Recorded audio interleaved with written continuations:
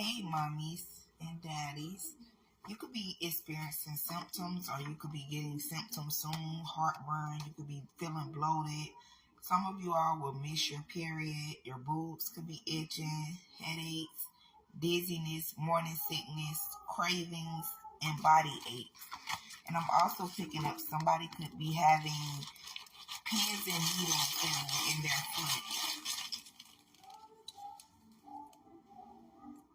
Mommy, you're going through all of these changes. You could be seeing birds. Your baby is an old soul. Some of you are connected to Mother Ocean.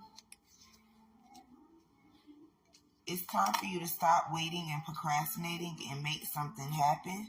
You also need to slow down to actually feel this baby. The